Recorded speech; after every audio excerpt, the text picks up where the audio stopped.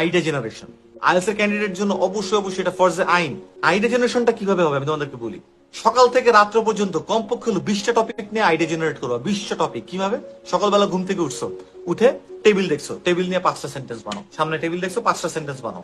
So 5টা sentence যদি সিম্পলও মনে হয়, হ্যাঁ, যে the table is made of wood, the table looks green বা হোয়াইট বা কিছু একটা, it has for example 2 drawers, I bought this table with $800, it's made of this kind of mahogany wood or something। যে কোনো 5টা আমি সহজ করে বলতেছি। টেবিল কারো, এরপরে সকালবেলা একটা দাঁত ব্রাশ করতেছো, দাঁত ব্রাশ ওয়াই, মানে ব্রাশ নিয়ে বলতে পারো, অথবা why a person should brush everyday. হ্যাঁ, it keeps our teeth healthy, it keeps it cleans, কিছু একটা যেটা করো, ঠিক আছে। We should, I can't use medium or hard brush because it hertz.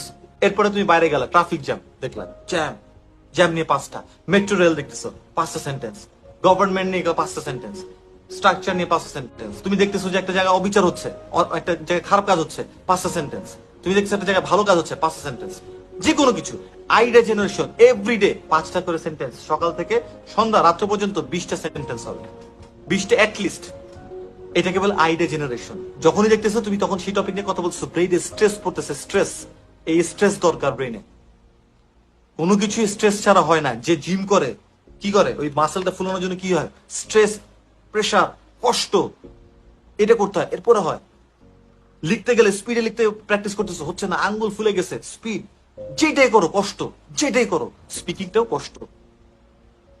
ওই টেমপ্লেট শিখলে হবে না, স্ট্রেস। নিজের আইডিয়া থেকে জেনারেট করে 5টা সেন্টেন্স আনো, ছোট 5টা সেন্টেন্স বানাও।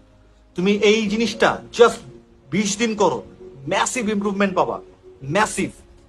আর এরপরে তুমি যদি এটা 3 মাস পর্যন্ত কন্টিনিউ করতে পারো, তুমি ইংলিশে ফ্লুয়েন্টলি কথা বলতে পারবা, এতে কোনো ভুল নাই। সেটা তুমি যে লেভেল থেকে শুরু করো, অনলি 3 মান্থস, অনলি 3 মান্থস।